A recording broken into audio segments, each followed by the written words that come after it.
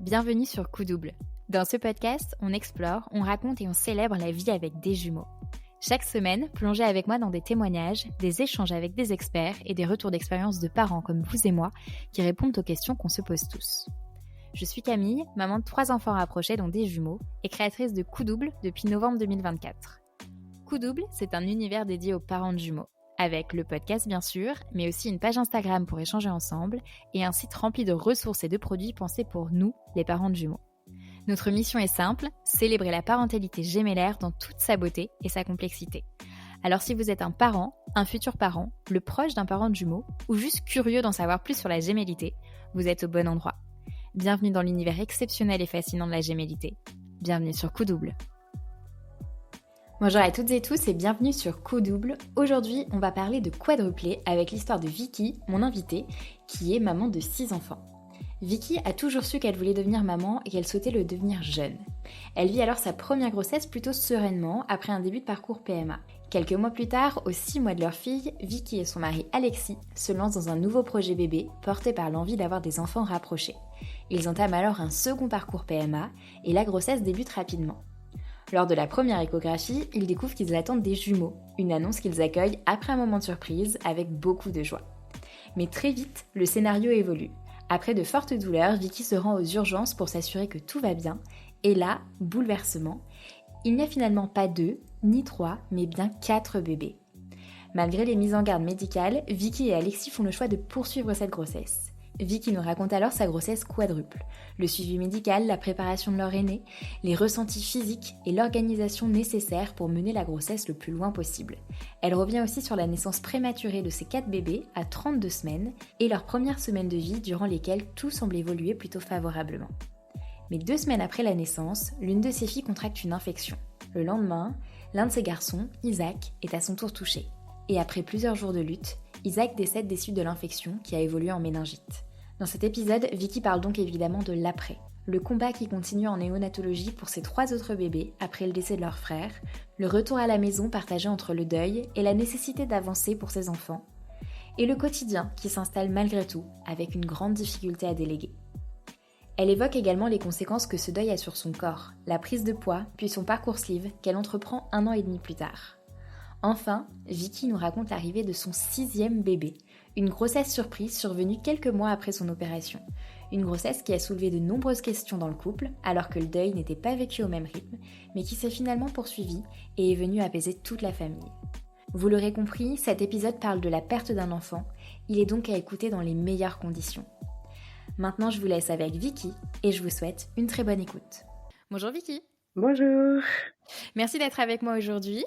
Est-ce que pour commencer, tu peux te présenter pour que tout le monde sache qui tu es ? Bonjour, moi c'est Vicky, j'ai 25 ans, en couple avec Alexis depuis 8 ans, le papa de mes 6 enfants.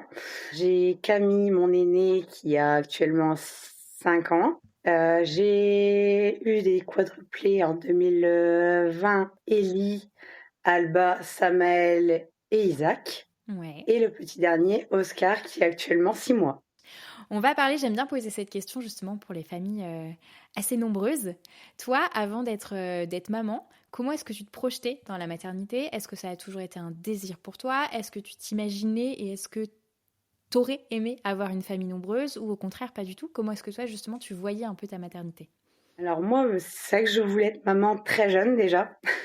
Ouais. J'ai eu ce désir de fonder ma famille assez tôt. J'ai perdu ma maman d'un cancer en 2017 et j'ai tout de suite dans la foulée rencontré le papa de mes enfants et on a vite lancé le sujet au bout d'1 an de relation de lancer projet bébé 1. Ouais, donc vous étiez en phase là-dessus. Lui Voilà. aussi, il souhaitait fonder une famille rapidement. Moins que moi, mais Ouais. il était pas fermé. Après, niveau nombre d'enfants, on n'était pas fixe. Moi, je voulais une famille nombreuse, je voulais 4 enfants de base et monsieur n'avait pas de désir particulier, quoi.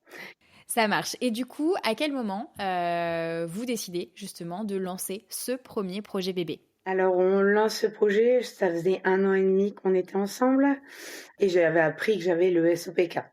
Donc je me suis dit, «On va lancer tôt parce que ça va prendre peut-être plus de temps que prévu», parce que, bah, c'est vrai que j'ovulais pas naturellement, j'avais pas de règles, j'avais absence totale de règles. Donc j'ai fait des examens, monsieur a fait des examens, on est parti en parcours PMA. Ok, vous partez dès le départ en parcours PMA ou d'abord vous tentez le projet bébé de manière un peu naturelle, etc. Ou est-ce que les médecins vous orientent directement, bah, dès qu'il y a projet bébé, c'est parcours PMA? Bah, on m'a orientée directement en parcours PMA. Parce que c'est vrai que cette période-là, il y avait pas trop de monde en PMA, donc ça allait assez vite. Et on a eu rendez-vous assez rapidement et c'est vrai que, bon, tout s'est enchaîné assez rapidement.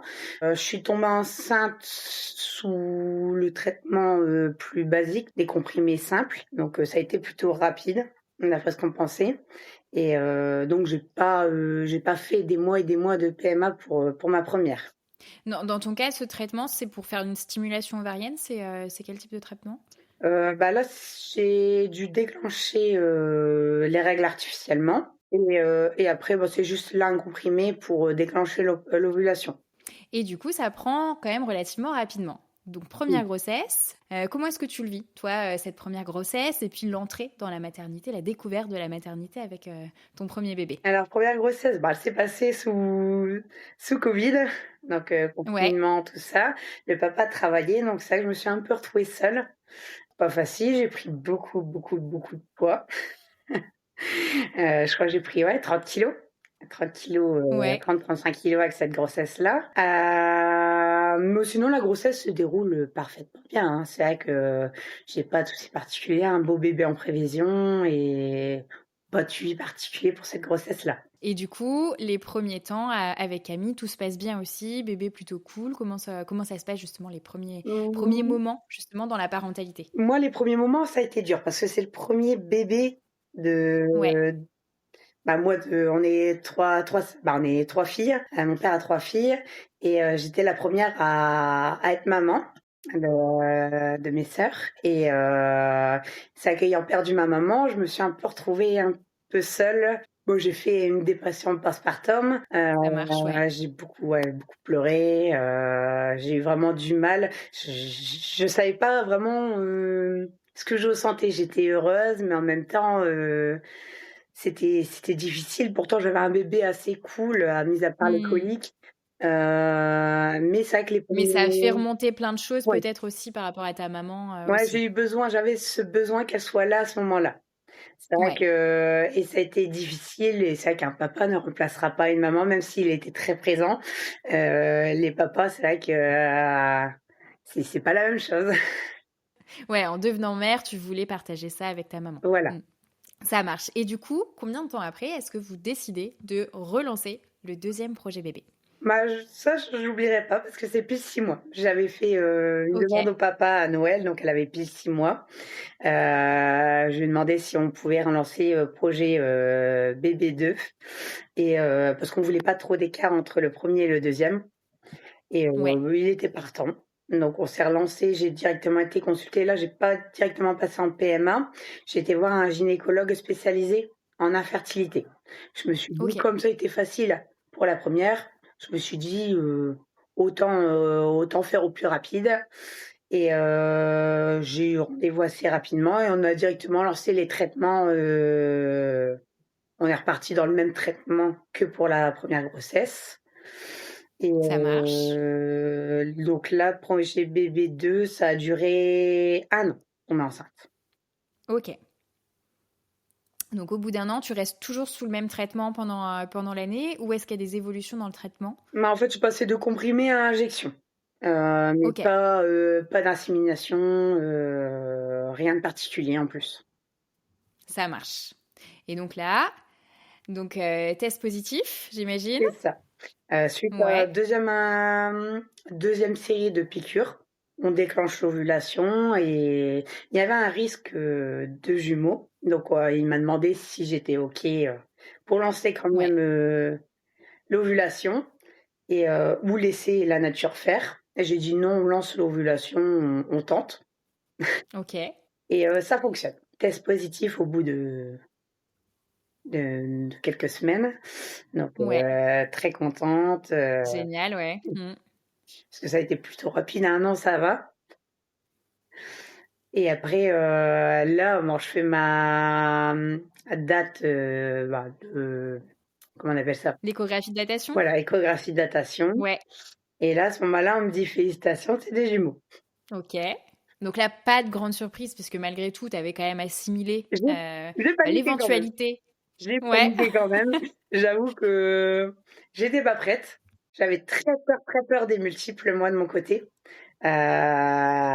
Peur des nuits, peur de pas Hmm. m'en sortir. Donc et peur que papa réagisse mal, même si, il était totalement OK. Mais c'est vrai que c'est un gros chamboulement et bon, je rentre, je jette l'écho à monsieur, ayant peur de sa réaction, je ne sais pas pourquoi et bon là, c'est tout, il est content. Après 2 semaines passent et là, de grosses douleurs vraiment, au niveau du bassin, de l'utérus. Ça fait comme des contractions. Donc là, bah, je panique un petit peu. Je me dis je perdais pas de sang, mais je panique un petit peu. Je dis: «Là, vraiment, je m'en sortais pas», on prétexte un souci pour faire garder la plus grande et on file aux urgences. Je rentre tout seul parce que c'est période Covid. Bon, elle m'examine et on fait une écho. Là, je vois une personne passer, 2 personnes, elle appelle encore 3 autres personnes. Je me dis: «Il y a un problème, ça va pas». C'est vrai que j'entends pas de cœur, mais je vois, 3 poches. Donc c'était soit un épanchement, soit il y avait 3 bébés. Donc je vois, ils disent rien, ils parlent entre elles, mais bas, à voix basse. Et là, je dis avec une voix toute tremblotante: «Quoi, il y en a 3 ou il y a un problème?» Elle me dit: «Non, non, madame, il y en a 4». Là, mon cœur, mais vraiment, j'ai une réaction, mon cœur, vraiment, je pensais Ouais. qu'elle allait partir, quoi. Donc je panique, je sais pas trop comment réagir. Je dis: «Non, non, mais vous faites rentrer monsieur, je ne lui annonce pas tout seul sur le parking, je veux qu'il voit», non. Ils le font rentrer et ils nous laissent tout seuls en salle d'attente. Ils voient ma tête dépitée, ils me demandent ce qui se passe. Je dis: «Attends, ils vont te montrer».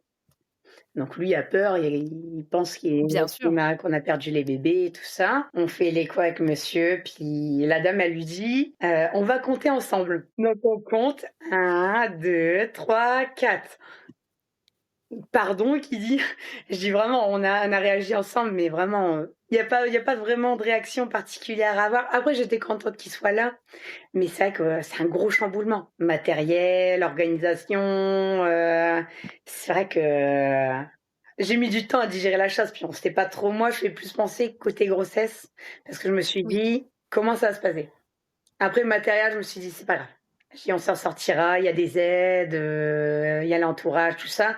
Mais principalement, moi, j'ai eu peur de la grossesse. Ouais. Qu'est-ce que les médecins te disent justement par rapport à la grossesse? Vu que c'est une de tes craintes au début, qu'est-ce qu'ils te présentent par rapport à une grossesse de quadruplé? Bah, là, immédiatement, on m'a pas trop parlé, parce que c'était vraiment les sages-femmes, il n'y avait pas de gynécologue de Ouais. dispo. Donc on m'a redonné seulement un rendez-vous avec mon gynécologue qui suivait cette grossesse, gémellaire normalement. Ouais. Et il m'a dit qu'il pouvait plus suivre cette grossesse et qu'il allait m'orienter vers un hôpital de niveau 3. Il m'a dit par contre, réfléchissez bien à la réduction embryonnaire, mais tout simplement. Après on a eu OK. rendez-vous en hôpital de niveau 3 avec une gynécologue, spécialisée dans les grossesses à haut risque. Limite, on me force à réaliser cette réduction embryonnaire par rapport au risque. Parce que moi, ma grossesse, c'était une grossesse, quadruple, mais avec 3 poches, 3 poches, 3 placentas. OK. Donc il y avait Donc des dedans, il y monobies. avait 2 «vrais jumeaux» entre C'est guillemets. ça. Il y avait des monobies et des bibis qui augmentaient les risques de cette grossesse. Parce que déjà une grossesse gémellaire monobie, c'est déjà une grossesse à risque. Alors là, Ouais. quadruple plus avec des monobies, on m'expliquait qu'il y avait un gros risque, d'en perdre un, 2, voire les 4. On s'est senti forcé. Tout de suite, je voulais pas prendre une décision à chaud. J'avais encore un petit peu de marge. On est rentré et on a attendu le prochain rendez-vous et en discutant avec monsieur à tête reposée et tout ça. Et pour finir, aucun de nous 2 arrivait, monsieur me laissait le choix, vraiment dans tous les Ouais. cas, parce qu'il disait que c'était moi qui allais subir cette grossesse, mais qu'il me suivrait, peu importe ma décision. Et moi vraiment j'étais perdue, perdue. Heu, mais impossible hein, de me dire: «Je vais en enlever». Me dire: «Pourquoi eux et pas les autres?» Et dans tous les cas, les risques, je me dis: «Il y avait quand même un risque de les perdre en faisant cette réduction embryonnaire». Bien sûr. Mmh. Donc j à la fin, j'ai décidé, j'ai dit: «Non, je les garde tous». Donc elle a très mal réagi, la gynéco. Elle nous a refait une piqûre de rappel en disant: «Oui, mais vous vous rendez pas compte des risques, même pour vous, vous pouvez mourir». Je dis: «On laisse la nature faire». J'ai dit: «La nature, elle nous les a apportés, même si c'est pas tout à fait naturellement. Mmh. On préfère que ça soit la nature qui décide de leur sort que nous et sans vouloir toute notre vie». Comment ça se passe justement le suivi d'une grossesse quadruple? J'imagine que tu es hyper suivie. Comment ça se passe dans ton cas? Bah, là, moi, dans mon cas, ça a été plutôt comme une grossesse gémellaire. OK. C'était une fois par mois, Ah les ouais. premiers temps. Donc et après ça s'est rapproché vers, la 20e semaine de grossesse, ça s'est un petit peu rapproché. On a commencé à faire un monito par, tous les 15 jours Ouais, et une OK. écho toutes les 15 jours et après au fur et à mesure où la grossesse évoluait, on rapprochait les rendez-vous jusqu'à la fin où vraiment j'avais un rendez-vous, par semaine. Donc ça allait encore. Oui, c'est plus ou moins comme dans une grossesse monobie, en fait, comme Voilà, dans c'est une ça, grossesse gémellaire c'est monobie. ça. Mmh. C'est ce qu'on m'avait, un petit peu expliqué. Après, bah, je pense que tout dépend les hôpitaux, mais moi, elle a fonctionné comme ça. Après, moi, ma grossesse se passait très bien. J'étais pas alitée, j'avais pas de contractions, mon col était bon. Donc je pense que ça varie aussi selon l'état de la patiente. J'avais juste un souci de tension et le diabète gestationnel, mais sinon, tout se passait très bien. Comment est-ce que vous préparez, Camille, donc votre aînée, à l'arrivée de 4 bébés? Alors assez rapidement, bah, déjà Camille était fort bébé, hein. Elle adorait ça Ouais. les bébés. Après c'est compliqué. J'avais fait un petit dessin, je l'ai toujours sur le frigo, avec, ma maman, son gros ventre et 4 bébés dedans.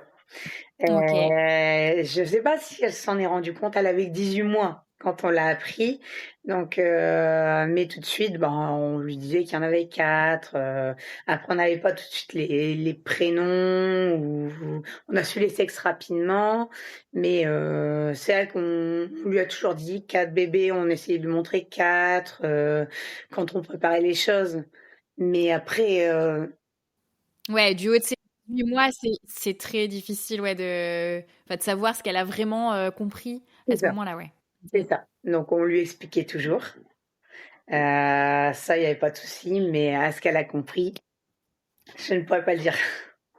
Ça marche. Si on parle de fin de grossesse, justement, quel est le terme généralement, enfin toi, quel terme est-ce qui t'annonçait pour des grossesses gémellaires, par exemple, c'est 38 pour des bibis, plutôt 36 quand il y a des monos. Dans ton cas, quel terme est-ce qui t'annonçait, plutôt les médecins? Alors moi, j'avais pas du tout de terme. Ok, On était vraiment dans l'inconnu. On me disait juste, «Madame, tenez parce qu'on n'a pas de place en néonat». d'accord. Donc ce qui me faisait peur parce que c'est vrai Ouais, qu'à la fin, j'avais beau pas avoir de contraction, c'était dur. bah ouais. La fin était le ventre était lourd, on avait vite, des malaises, la fatigue, vraiment, je pouvais dormir, et des heures et des heures. Je me réveillais, il était midi, ma fille, elle était Bah gardée par ouais. mes beaux-parents, 3 fois par semaine. Après, ma sœur venait m'aider à la garder, la semaine pour dire de la voir aussi, parce qu'on savait pas trop, comment l'hospitalisation des bébés allait se passer, donc j'essayais de profiter de ces derniers instants et donc on n'avait pas de terme exact. Ouais. Le maximum, le plus loin était mieux. Alors pour moi, c'était 32 semaines, je pensais. Bon, je l'ai dépassé donc mais ce type de grossesse-là, je ne sais pas. Ça varie aussi selon les hôpitaux, je pense. Après, je pense pas qu'on puisse dépasser 34 semaines, mais j'ai pas de terme exact. Puis j'imagine que c'est peut-être aussi tellement rare que les médecins savent pas forcément comment se positionner et quel terme un peu annoncer aux patientes. Ils font un peu en fonction du déroulement de la grossesse, quoi. En fait, moi, le souci, oui, c'est un peu ça et le souci, c'est que sur la fin, on peut plus vraiment surveiller les bébés correctement. Ouais. Moi, j'avais un bébé qui était, un des quadruplés qui était dans le dos, donc même son cœur, On l'avait plus au monito, Ouais. les échos, on l'apercevait avec vraiment, énormément de mal. Donc c'était aussi un risque. En plus, c'était un des monobies. Donc ça devenait trop risqué et en fait, il faut juger le mieux entre les laisser dans le ventre, savoir s'ils vont continuer à grossir ou les faire grossir à l'extérieur, quitte à ce qu'ils soient un petit Mmh. peu plus petits. C'est ce qu'on Ouais. explique un petit peu comme les jumeaux, qui grossissent plus trop sur la fin, ils préfèrent les sortir et les avoir vraiment, hors du ventre que, Mmh. les laisser dans le ventre et prendre le risque, qu'il y en a un qui décède, subitement. Toi, comment ça se passe du coup? Tu dis que tu as dépassé les 32 semaines d'aménorrhée. À quel stade est-ce que tu mènes cette grossesse? Alors j'ai accouché à 32 plus 4, donc je suis rentrée à 32 semaines pour hospitalisation de fin de grossesse et là, c'est vrai que le moral, ça a été dur à accepter parce que, bah, tout se passait bien et moi, les hôpitaux, vraiment, c'est une angoisse monumentale. Je me retrouvais seule, là, c'était vraiment source de stress, fois 1000 pour moi. Donc le moral a lâché à ce moment-là. On me transfère en plus à 1 heure de chez moi, parce que pas de place en néonat. Donc j'avais pas fait ce choix-là. Je pensais que c'était un hôpital de niveau 3, mais comme j'ai atteint les 32 semaines, on m'a mis en hôpital de niveau 2. Et arrivé à cet OK. hôpital-là, bah, il m'explique qu'ils ne souhaitent pas me garder parce que c'est trop de risques. Ils ont déjà pas eu des triplés. Des jumeaux, c'est rare pour eux. Alors, Oh là là, ils disent des quadruplés, ils ont paniqué aussi, dont des monobies. c'est pas vrai. Donc, je sais qu'on voulait pas me garder dans cet hôpital-là, mais moi, mon état s'est dégradé. Ils savaient pas faire les monitos parce que, bah, ils ont pas le matériel pour. C'est pas parce qu'ils Ouais. savaient pas le faire, c'est parce qu'ils avaient pas le matériel pour. Les gynécos sont pas spécialisés dans ce type de grossesse. Donc, pendant 4 jours, en fait, les bébés n'étaient pas surveillés correctement. Donc avec monsieur, on a dit: «Il y a pas, il faut soit déclencher l'accouchement, soit me transférer rapidement dans un hôpital adapté». Et moi, comme ma tension, faisait qu'augmenter, ils ont décidé de déclencher à 32 semaines. Comme c'est un accouchement qu'il fallait beaucoup de personnel, il faut quand même, de la préparation en amont. Si ça arrive en urgence, c'est beaucoup plus compliqué dans ce type Bien sûr. d'hôpital-là. Donc on a déclenché, je l'ai su la veille pour le lendemain. On a dû s'organiser, vraiment à la dernière minute. On l'a su, je crois, fin d'après-midi. On m'a dit: «Demain, vous accouchez». Donc ça a été un soulagement, au fond, pas, physique, mais moral. En sachant que mes Mmh. bébés allaient être mieux, ils allaient être surveillés. OK, donc comment ça se passe pour toi, l'arrivée des quadruplés? Alors, un gros stress, Ouais. parce que déjà avant de rentrer dans la salle, il nous dit: «Bon, vous avez un risque, vous savez que vous avez un gros risque d'hémorragie dû à la grossesse, Ouais. gémellaire et qu'il y a un risque que vous vous en sortez pas». Directement, ils me disent ça. Donc, bah, monsieur, je le vois, il est pas du genre à pleurer, mais j'ai vu les larmes dans ses yeux. Bah ouais. Grosse panique. Moi, passons, c'est vrai que je pensais plus au bébé qu'à moi. L'accouchement s'est passé assez rapidement parce que les bébés sont nés Ouais. sur 2 minutes de temps. J'en ai 2 qui ont la même date et la même heure de naissance et 2 autres qui ont la même heure de naissance aussi. Donc sur 2 OK. minutes de temps, ils nous ont sorti les 4 bébés. J'en ai vu aucun. On a attendu seulement la petite dernière qui est sortie. Ça a été vraiment, assez rapidement, ça bougeait, donc j'ai pas eu de nouvelles tout de suite de mes bébés. Je les ai pas vus. Après je suis partie en salle de réveil toute seule, monsieur a suivi l'équipe. Donc c'est vrai qu'on a été un petit peu dispatchés. Dès que je demandais des nouvelles de mes bébés, on savait pas et je les ai vus, donc j'ai accouché à 9 heures au matin et je les ai seulement vus à 17 heures au soir. Et Sans trop entre-temps, de pas du nouvelles, tout de nouvelles sans entre, trop de nouvelles. ouais, Non, sans trop de ça nouvelles. marche. Même le papa, quand je l'ai retrouvé, il y avait pas de nouvelles et on a attendu que le personnel, nous dise, «Vous pouvez aller voir vos bébés». Donc, Ça marche. entre-temps, on sait pas ce qui s'est passé.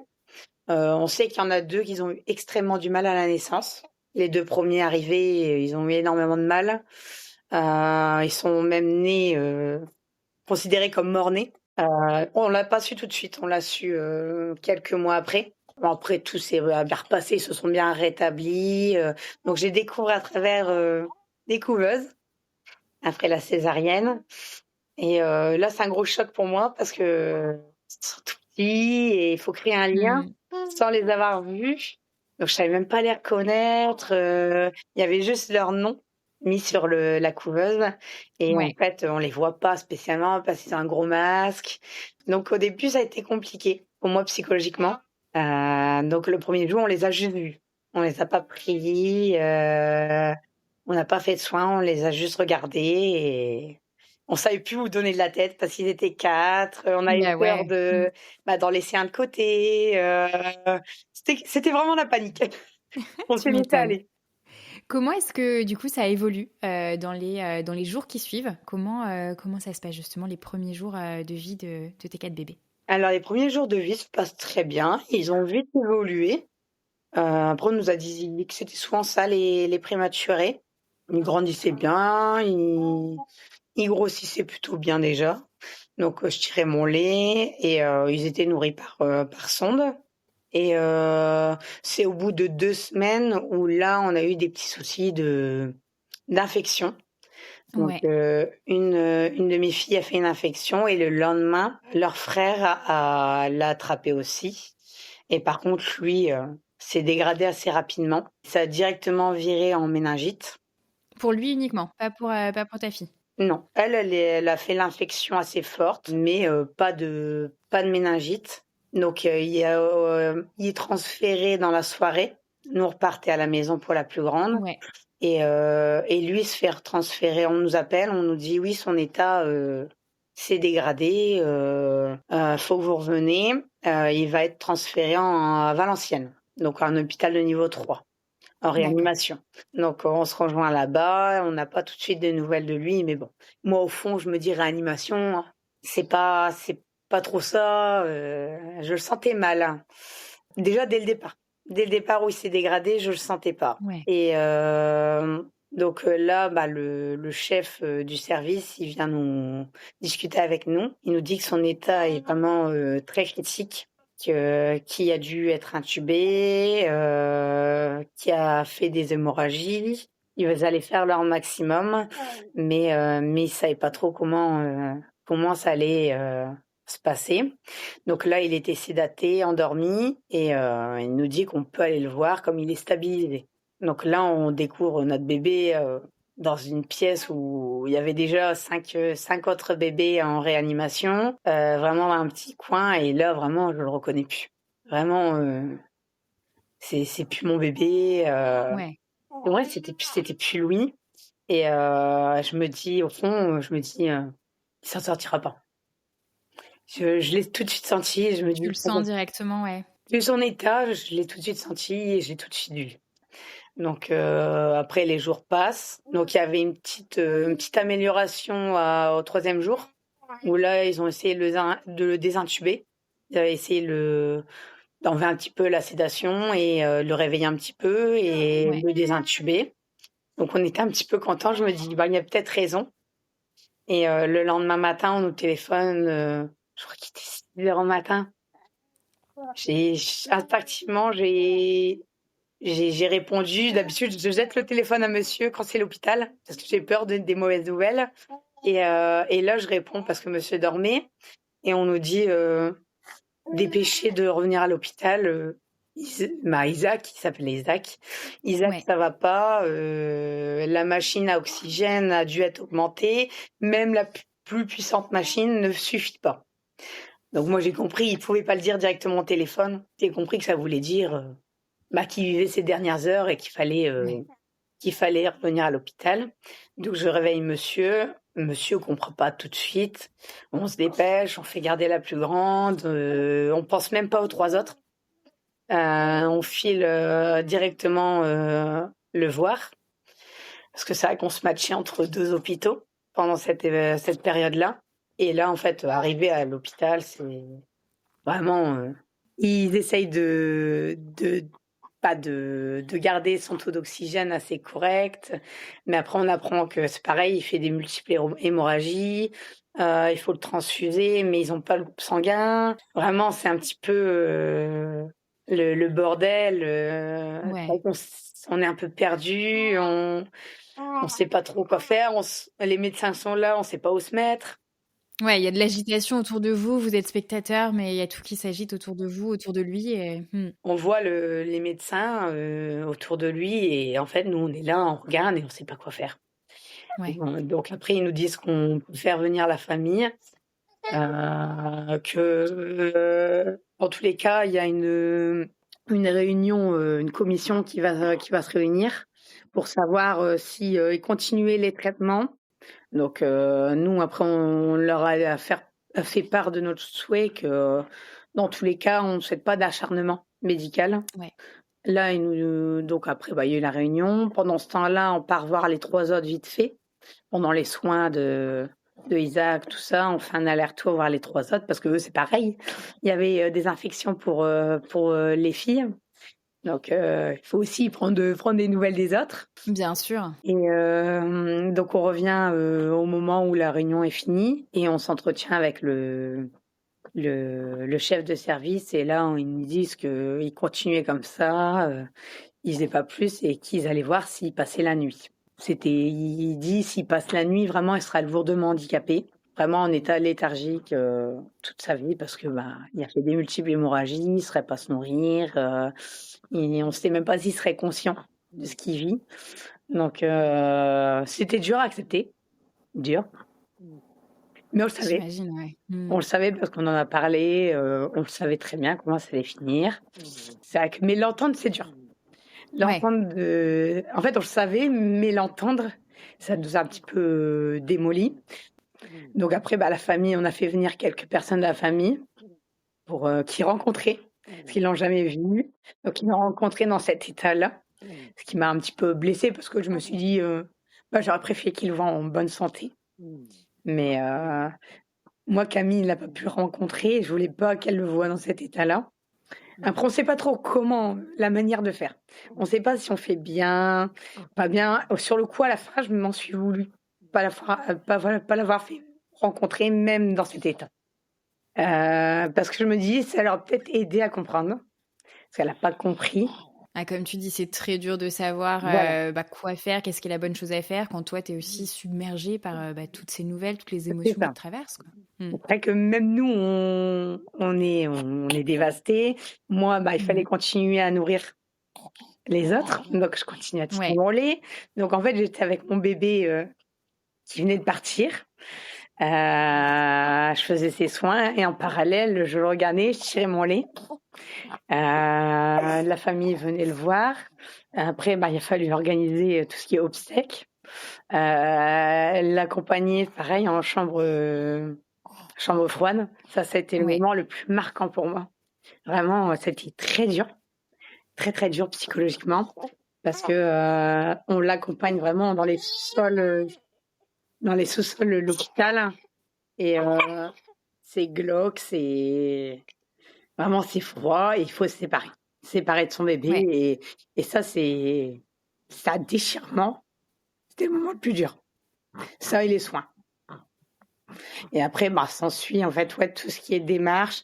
Donc on savait que pendant 3-4 jours, on ne pouvait pas aller voir les autres, malgré que ça allait pas, parce qu'il y avait 1 heure de route et que en Ouais. fait, un enterrement, j'avais oublié que Fallait gérer les choses pour Isaac, ouais.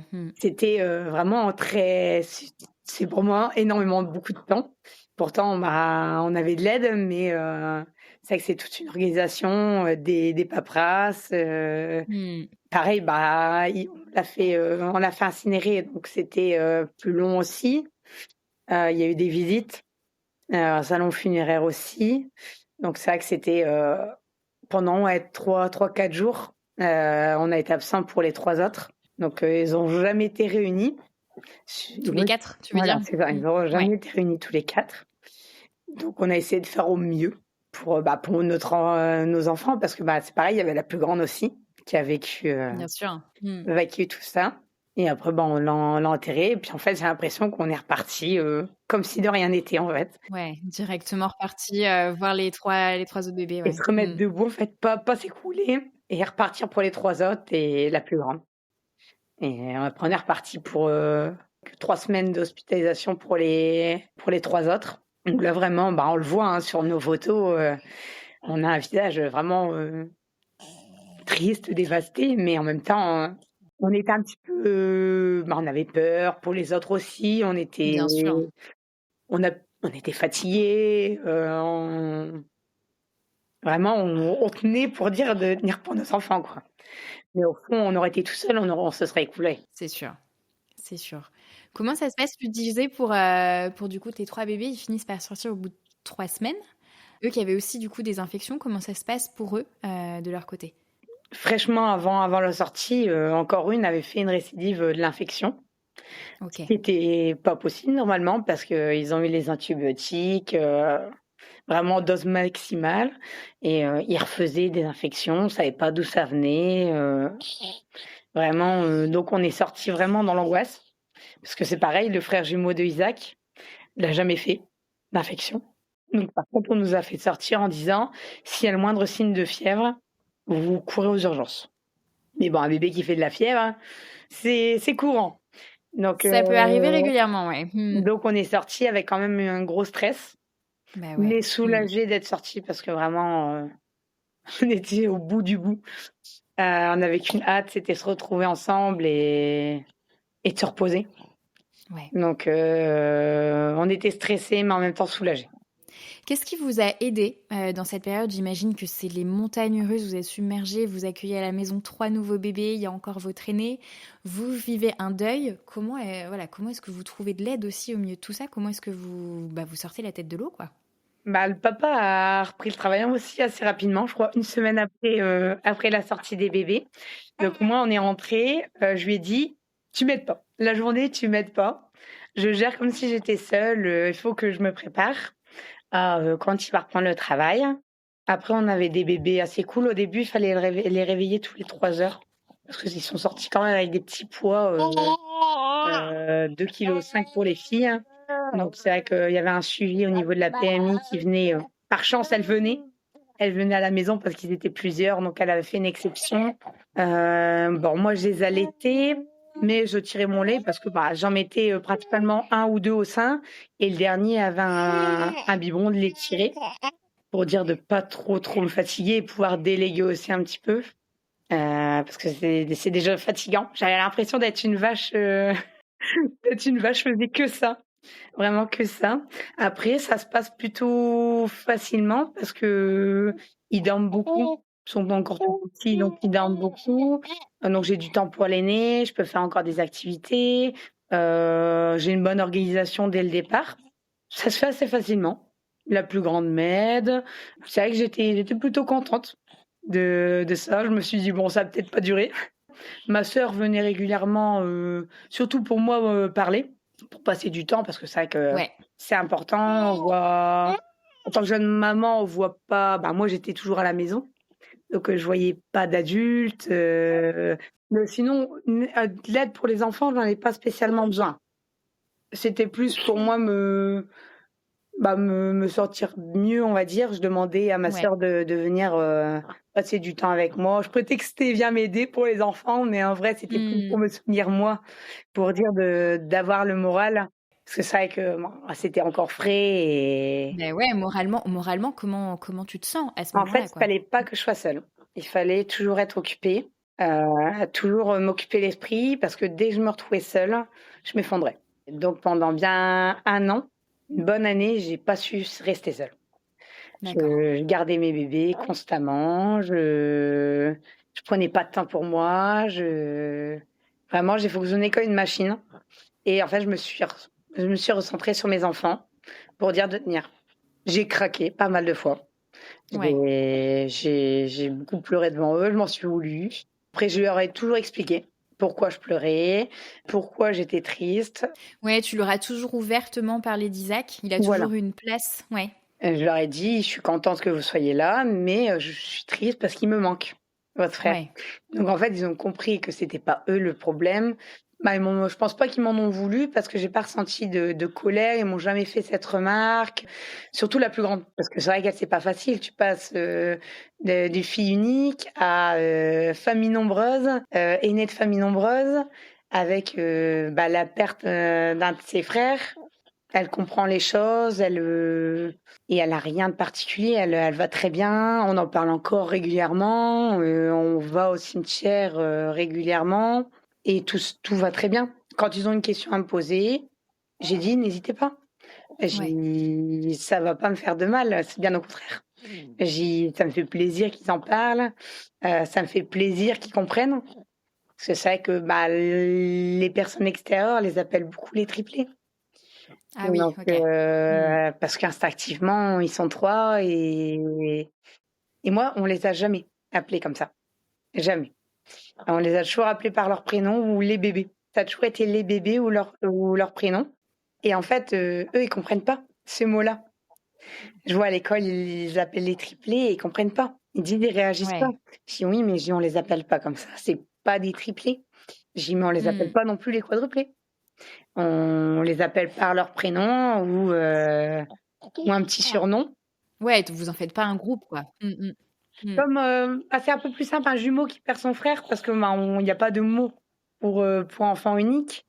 Mais une maman une maman de triplé qui perd un de ses triplés, bah, on va les appeler les jumeaux. Et ça, en tant que maman, c'est dur. C'est Hmm. En fait, c'est comme si on enlevait leur vécu. Et moi, je voulais pas qu'ils grandissent en disant ouais, on est des triplés. Parce qu'il a vécu, il est né, et même les médecins, ils les ont appelés les triplés. Et ça, Ah ouais. j'aurais même voulu parce que Bah ouais. c'est pas des triplés. Hmm. Et ça sera jamais des triplés. En fait, il faut un juste milieu entre continuer à le faire vivre, Ouais. à, à parler de son histoire et aussi continuer à avancer. Je peux pas tout arrêter, faire comme s'il était là. Je peux pas continuer. J'ai revendu assez rapidement ces affaires parce que par place, par souci de place, parce que c'est vrai que j'avais acheté pour 4. Je pouvais pas garder ces affaires. J'ai donné aussi. Ça m'a fait du bien de donner, pas spécialement vendre. J'ai eu besoin de donner, donc j'ai donné assez rapidement ces affaires, sauf les vêtements. Les petits vêtements que j'avais prévus là, c'était un peu plus compliqué, je les ai gardés. Ouais. Mais tout ce qui est gros matériel, j'ai donné. Au début, on en parlait beaucoup parce que bah, j'étais pas bien, je pleurais beaucoup, donc on en parlait plus régulièrement pour expliquer pourquoi j'allais pas bien. J'ai pris beaucoup de poids la première année de vie des bébés parce que bah en fait je comblais cette tristesse par des sucreries, des cochonneries. Hmm. Je mangeais mes émotions, ma tristesse. J'arrivais pas à en parler à la famille parce que j'avais ce sentiment qu'ils comprenaient pas en fait parce qu'ils l'ont pas vécu. Et des fois, je me mordais même la langue, je retenais mes larmes, alors que on faisait rien de particulier, mais les moments familiaux étaient durs. Suite à ça, hein, du jour au lendemain, je me suis regardée dans le miroir, j'ai vu, euh, comment j'étais, le poids que j'ai pris, et comme si je m'étais réveillée d'un rêve. Et je me suis écroulée. Et je me suis dit comment j'ai pu finir comme ça, comment j'ai pu me laisser aller. Donc je savais pourquoi, mais je Hmm. m'en voulais au fond parce que je l'avais déjà perdu du poids plusieurs fois. Ouais. Et donc j'ai pris le choix de lancer un parcours sleeve. J'avais ce besoin, je sais pas, j'avais besoin d'être aidée. Et j'ai pris rendez-vous comme ça, sans parler à personne. Ouais. À ce moment-là, tu le fais pour toi.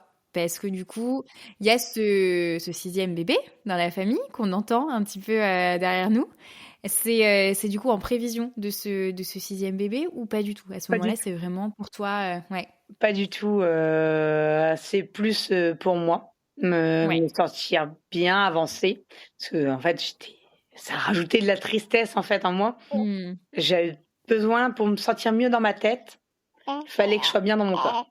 Hmm. Et moi, en fait, non, la sleeve m'a énormément aidé psychologiquement. J'ai eu, surtout moi, le suivi psy m'a aidé. J'ai eu Ouais. énormément de rendez-vous psy. Parce que du coup, dans le cas de la sleeve, t'as un suivi psy. C'est ça. Il y a suivi psy, nutritionniste, diététicien. Il y a une batterie d'examens à faire. Ok. Et ça dure 6 mois, le minimum, le suivi parcours Slim. Et après, suite à ces 6 mois, si tous les examens et que nous, tout le parcours était bon, on passe en commission et le dossier est validé ou il n'est pas validé.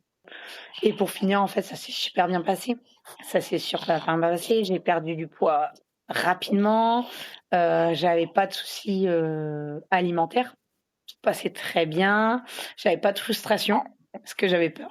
J'avais énormément peur de la frustration. Et après 4 mois post-opératoire, Ouais. là, j'apprends que je suis enceinte de bébé 6. Donc, bébé surprise? Bébé surprise sous pilule, en plus, parce qu'il fallait reprendre une contraception parce que c'est risqué de tomber enceinte suite à une sleeve. Ouais, c'est ce que j'allais te demander. Est-ce qu'il y a des contre-indications au niveau de la grossesse, sachant que tu es à 4 mois post-op Normalement, c'est déconseillé 18 mois. Les 18 premiers mois, c'est déconseillé de tomber enceinte.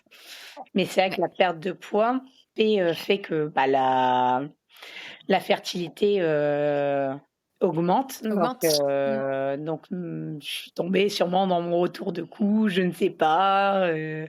Et bébé est arrivé. Je ne m'y attendais pas du tout. C'est parce que j'ai commencé à avoir des vomissements et des nausées. Alors que j'en avais jamais eu. Ils m'ont dit, va faire un test.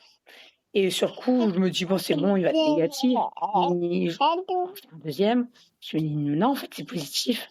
Et là, j'ai paniqué. Parce que 4 mois post-sleeve égale danger. Le papa n'en voulait pas du tout. De bébé, là, dans les médias. Moi, j'en voulais un, mais dans pas mal d'années. Et à ce moment-là, vous êtes d'accord au sein du couple sur cette décision de poursuivre la grossesse? Non. Ouais. Donc, au bout d'un moment, après, c'est tout. Il me dit que c'est ton corps, j'accepterai ta décision, quoi. Il partira pas pour autant.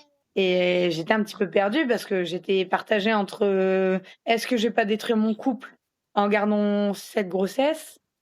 Parce que c'est ça, en fait, j'allais à son encontre. Mais si moi j'avortais, c'était moi qui j'en aurais voulu. Donc en fait, j'étais un petit peu perdue et je me suis dit il y a que moi qui peut prendre cette décision parce que c'est mon corps. Et donc j'ai dit tant pis, je prends ce risque et je le garde. Je me dis moi avant. Égoïstement, j'ai dit je pense à moi. Et pour finir, monsieur accepte, il vient aller aux échos, la grossesse se passe bien, soulagement pour moi. Ouais. Mentalement, je me dis avec un peu de chance, ce bébé va nous apporter beaucoup de bonheur et d'apaisement, parce qu'on s'est dit ce sera le bébé où on va profiter. C'est vrai que après j'ai eu peur au niveau de l'organisation, j'avoue. Toute la grossesse, je me suis dit, je me mets dans une galère monumentale. Tant pis, ça sera des galères, mais c'est pour du bonheur. Donc la grossesse se passe très bien. Le suivi n'est pas plus poussé que ça. Vraiment, bien au contraire, j'étais en forme. Que du bonheur. Que du bonheur. Bah ouais, ça devait être une grossesse cool. Après une grossesse de quadruplé, j'imagine que tu redécouvres une grossesse assez cool. C'est ce que je dis, je me plaignais pas. Je me plaignais pas parce qu'on me dit, ouais, t'es pas fatiguée avec tous les enfants à s'occuper. Mais j'ai eu la grossesse quadruple avant. Pour moi, là, je suis pas enceinte. Pour moi, là, il n'y a rien. J'étais épanouie, bien, je me sentais bien dans mon corps aussi. C'était que du bonheur. Avant de conclure, je souhaite vous préciser que la fin de l'enregistrement a été coupée et que Vicky racontait encore un élément important de son parcours de maternité. Puisqu'à 32 semaines d'aménorrhée, lors de l'échographie du 3e trimestre, une hernie diaphragmatique est diagnostiquée chez son bébé. Une malformation qui entraîne une remontée des organes et un déplacement du cœur vers la droite avec une compression des poumons. Une opération sera donc réalisée à la naissance pour le petit Oscar, suivie de 2 mois d'hospitalisation, et il rentrera finalement à la maison peu avant ces 2 mois. Aujourd'hui, chacun a trouvé sa place et ses repères, et si la naissance d'Oscar est venue apaiser l'équilibre familial, elle n'efface en rien leur histoire, ni ce qu'ils ont traversé ensemble. Un grand merci pour votre écoute de cet épisode. Merci d'avoir écouté Coup Double. Si c'est pas déjà fait, n'oubliez pas de vous abonner et de nous laisser une note depuis votre plateforme d'écoute préférée, puisque c'est vraiment ce qui aide le podcast à se faire connaître et à continuer de grandir. De mon côté, je vous retrouve la semaine prochaine pour un nouvel épisode, et d'ici là, n'oubliez pas, chaque double naissance est une aventure unique, mais vous ne la vivrez pas seule.